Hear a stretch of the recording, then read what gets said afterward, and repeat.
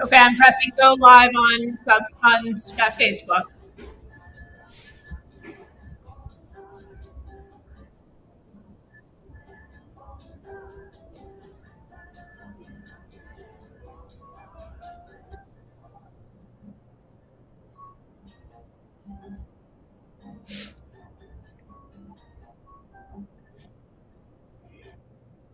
Good afternoon, everybody. Steve Schmidt with the warning, joined by Maritsa Georgiou from Minneapolis, Minnesota, of the Grounded podcast. Maritsa has about 10 minutes. We'll be short today, but get caught up around what's happening on the ground in Minneapolis. How are you today, Maritsa?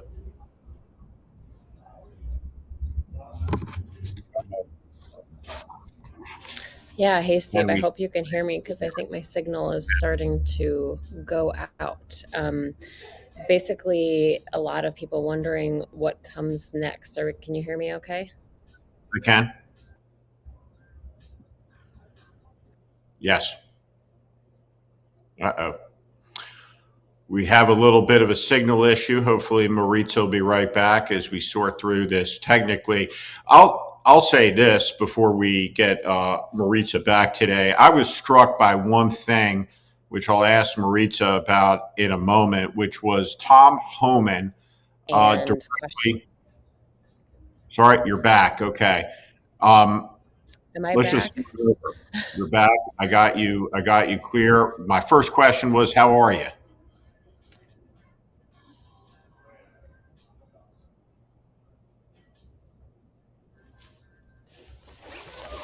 I'm going to try to move here closer to the window. Are we there? Can you hear me? I'm here. There you go. Okay. If that's better, I'm going to try to keep going here. This has been one of these things that's been a funny problem in Minneapolis because so many people are using signals and the internet goes out. The internet can only handle so much digital surveillance by the government, apparently.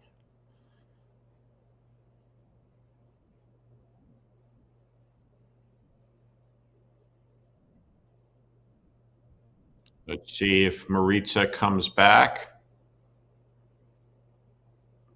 Let me make this one point about Tom Homan and something that I thought was startling today after 1 year of Donald Trump back in the Oval Office. Tom Homan, who is a corrupt thug, no doubt about that, did something remarkable today for a Trump official. He answered a direct question directly. He was asked how many ICE agents are in Minnesota at present, and he seemed interested in giving a factual answer. Conferred with an aide off to the side, comes back and says about 3,000. And I could not remember the last time that I have seen a Trump administration official, whether it's Stephen Miller or Howard Lutnick or Scott Bessent or any of these people, answer a direct question directly. It was an astonishing moment, not one that he should get any praise for, but was significant nonetheless. I'll ask Maritsa about that if we can keep her here in a minute. Let's go back to the beginning, though. Maritsa, how are you? Hi, I'm sorry about that. It's been very sketchy signals here throughout Minneapolis. I'm doing okay. People here on the ground just unsure how to feel right now because they're hearing that it's possible there's a drawdown in the presence here in Minneapolis. But what I heard Tom Homan say kind of felt, I was saying to your producer, it kind of felt like, the scene in Cinderella when the stepmom said, if you get all your chores done, and if you do this, and if you do this, and if you do this, and it's going to require cooperation. And I think everybody here is just kind of waiting and will believe it when they see it, if we're actually going to see a drawdown, because people felt hopeful just a few days ago. And then that day, after the governor and the mayor of Minneapolis had calls with President Trump, and they said that, maybe there was some progress made. And then that very day, there were just so many ICE raids, huge presences all around the city. So there's that aspect. And then we're hearing that, the FBI and federal investigatory agencies are now looking into these signal chats and these groups of organized resistance, basically. And so I think people are increasingly nervous about that and what that looks like. Well, they have an absolutely pristine First Amendment right to assemble, to speech, to organize. And we saw yesterday in Fulton County, Georgia, a completely meritless, outrageous warrant that we still don't know the details of what judge and who signed it.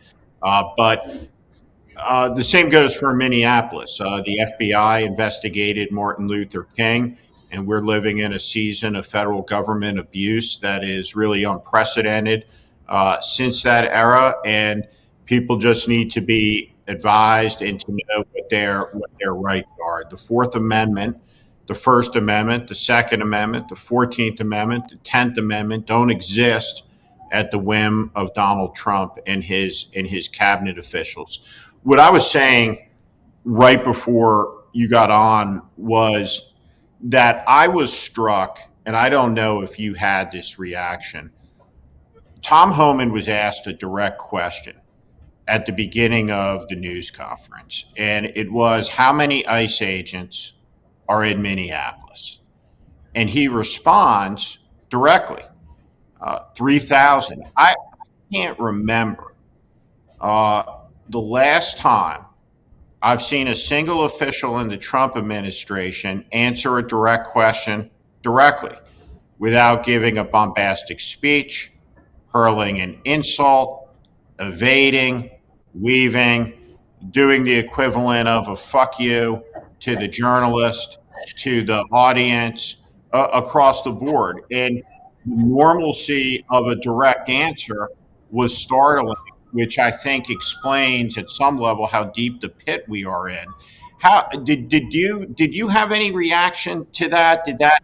Does that ring a bell with you? Yeah, I think so. And I think, I mean, you make the good point, right? And it's what so many people have been warning about is the sane washing. And as the envelope is pushed and pushed and pushed, we just expect a level of chaos. So then when there's not a level of chaos, it's like, well, whoa, what is this? Again, certainly, I think a lot of people here are welcoming a different tone and kind of a change in direction, if that's what this is signaling. And at the same time, I'm confused by that, Steve, 3,000, because we heard that Bovino left earlier this week and took some of those agents with him. So was it just a couple? I mean, that's the big question. It's hard to know. It's hard to know exactly what is happening, but I think you are right. You watch any Sunday show. I mean, I watch my co-host tonight, John Tester. We generally live text through the Sunday shows and make our own commentaries every week. And it's hard to find any of the administration officials who give a direct answer like that. So, maybe this is a sign of a new direction. I'm not holding out hope. He said a couple of things towards the positive for interpretation. Those to me were that his acknowledgement that basically this is a disaster, that a lot of things have gone off the rails. He didn't name or blame Kristi Noem or Stephen Miller, but those comments reinforced the fact that he blames those people. They're responsible. Bovino, Corey Lewandowski, and Kristi Noem for what he rebuked. I was jarred when I heard him refer to Minneapolis as a theater of operation, as if it was Europe in World War II. Did that strike you at all? Yeah, I think so. And I think it is, certainly people here feel like they are the test case and the warning to the rest of the country. And when I talked to these folks in the resistance effort yesterday, they said, they're already getting people calling them to say, what can we do here to prepare and be better organized in our own town? So yeah, I think so.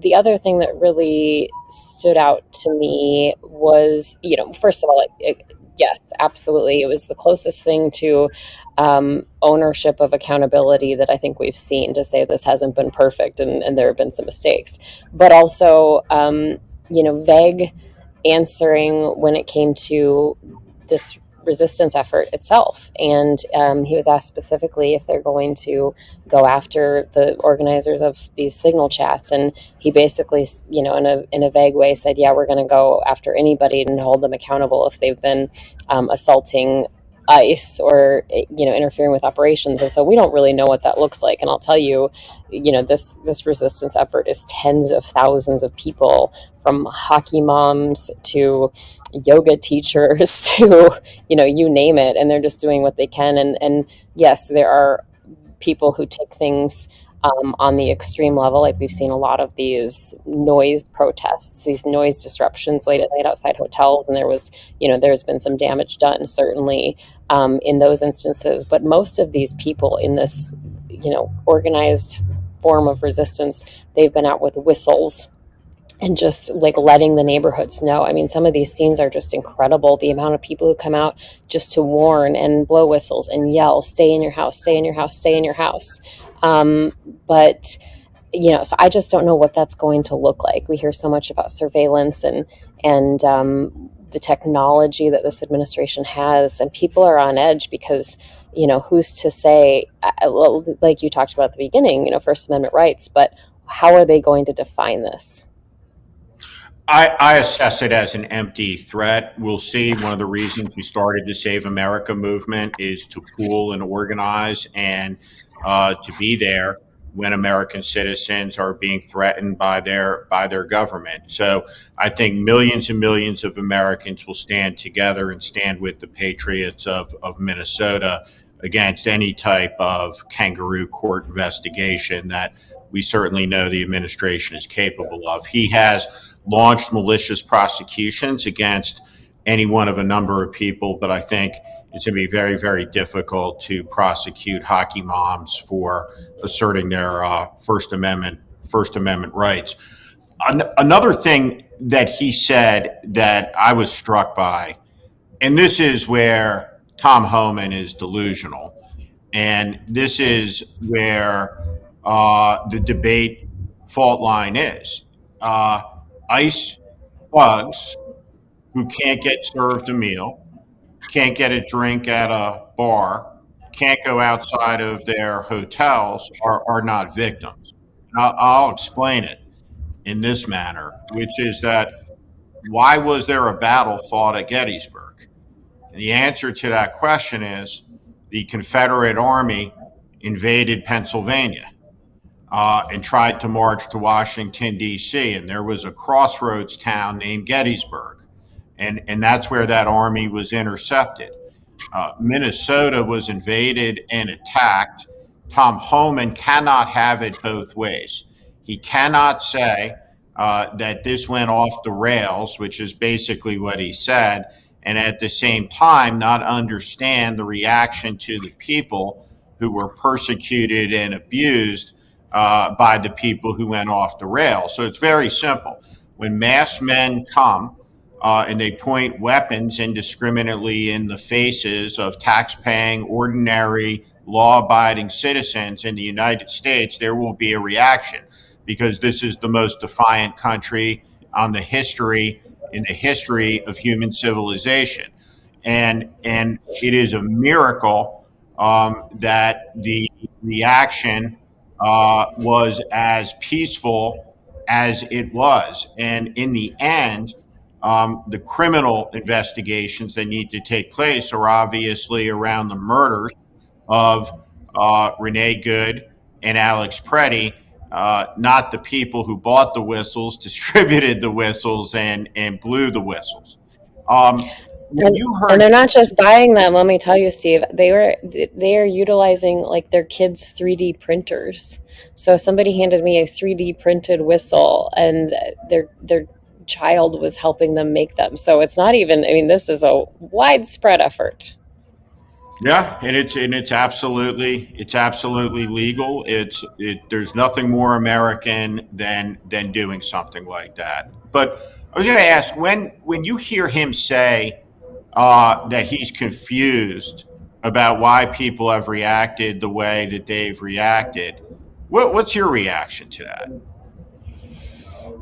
I think he should spend some time talking to people down here. I mean, I snuck out. I had a just brief moment to go run an errand today, and I was talking to these women in a shop, and they asked what I was doing here, and I told them, I'm from here, but I am a journalist, and I've been working on this, and their faces just dropped. I mean, they just said, we're so devastated, and we have to come to work, and it's like life doesn't feel normal here, and we have to act like life is normal. And every block you see some kind of sign that things are up. Like there's just a somber mood, but also, everyone's talking about this. If you don't see police presence or federal agents, you see signs about ICE on every single block, or you'll drive by and you'll see a huddle of people out there with whistles, just kind of waiting and watching for any kind of movement from federal agents. And I wanted to read you a message that somebody had kind of put out. I was very careful because I wanted to talk to people in this resistance without doing anything to compromise anybody. And it was hard. It was hard. And I had several people put messages in their chats to say, hey, does anybody want to talk to her? And thousands of people reached that message. And I did talk to a couple people, but it took time. But somebody said this: if anyone talks to her, communicate the message that when we're out blowing whistles, we're not marching, protesting, and looking for confrontation. People are just stepping out of their front yards to bear witness to human rights abuses happening everywhere in the whole city. People in other cities don't realize this is just the reality of our lives in every neighborhood now. And that is something that this person even echoed. They said, a lot of people are saying, like, well, why would Alex Preddy show up to a protest with a gun, which is his constitutional right? But they're saying, well, he didn't show up to a protest with a gun. He was out on his bicycle being an observer, and he started blowing whistles. And the protest happened because that operation was happening in that street. The swarm of people who responded to the agents in that street. And so I think there's a frustration in just like the use of specific words to describe what's happening. And they're saying, well, this occupation is turning our intersections into protests because there's so much happening. So I think that, I hope that Mr. Homan is out talking to real people and how this is affecting them. And it's everybody and the kids. I mean, the kids come home and ask their parents these questions. And I think I said this maybe yesterday, but, was one little girl said to her dad, is nobody safe? And this is the reality, and it's disrupting so many lives. And then we have these new pictures of little Liam Ramos that we saw from when Representative Joaquin Castro and Representative Jasmine Crockett went down to see him and his dad in Texas yesterday, and they put out a picture, and it's being reported that he was very lethargic. His mother apparently told the local public radio here that he's ill, that he has had stomach aches, that he's been vomiting. And that's the other thing somebody said to me today. Yeah, it's horrific, and you see the pictures and your heart just breaks, especially if you're a parent. For me, I just see my son and think about how my son would be. And then you think, how many other kids are there that we're not seeing? Similar to Kilmar Abrego Garcia, that was one man that his story was amplified, and we learned so much about what he went through and the lack of due process. But how many others are there out there going through this who aren't getting the spotlight and aren't getting the attention? It is a number that is too high to bear thinking about. To be honest, it's an extraordinary number. There are concentration camps that exist in America today that did not exist a year ago. That little boy is in one of them. The conditions that he he is being kept in are contravention of every ideal of the United States. It is unjust. It is immoral. It is deeply wrong. And that is why we stand in the middle of this catastrophe. It is a moral catastrophe that's playing out all over the country, and Minnesota has been on the front line of it. And there is, in those final words of the Star Spangled Banner, oh, say does that Star Spangled Banner yet wave, or the land of the free? That is in doubt at this hour. But in Minnesota, the home of the brave, that part is not. Any last words from you, Maritsa, observations about this past week in Minneapolis that you'd like to share before we lose you? Well, I think just, to remember how many people here on the ground are living this every hour of every day, that this is not something you can easily forget. And even somebody walked down the street earlier outside of the memorial when I was down there, and he kind of had a smile, and someone said, "What do you have to smile about right now?" And people are so upset. And yet this community remains hopeful as well. And there's something really beautiful about just the cohesion and the ways that this community has come and stepped up for one another. I mean, I've been out there every single day, different times of the day. Every time I'm there, there is a new table of food and coffee and hand warmers. And it's just unbelievable how much this community has stepped up for their fellow man, for their neighbor. And I just hope that other communities take notice and can take a lesson from Minnesota on how to take care of each other, because we really need radical empathy right now. I really believe that. In January of 2026, in the 250th anniversary year of American independence, a masked Gestapo descended on the city of Minneapolis, on the city of Chicago, on the city of Los Angeles, and the states of California, and the states of Illinois, and the states of Minneapolis. It was for revenge. It was to provoke violence. It was to abuse the rights of the American citizens. But within a month of the assault beginning, ICE is retreating and leaving Minnesota, and they will leave. They are trying to do it in the old Vietnam War manner, the peace with honor exit. But the writing is on the wall. ICE will soon be leaving Minneapolis in defeat and in disgrace. And the whole country, the overwhelming majority of Americans, look at the people of Minnesota with deep appreciation and awe for their courage.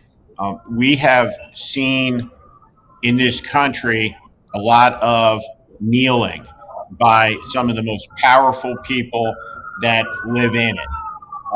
But ordinary people don't kneel, they stand up. And that's why America is going to make it through this terrible crisis. Maritsa Georgiou, thank you very much. Thank you, Steve.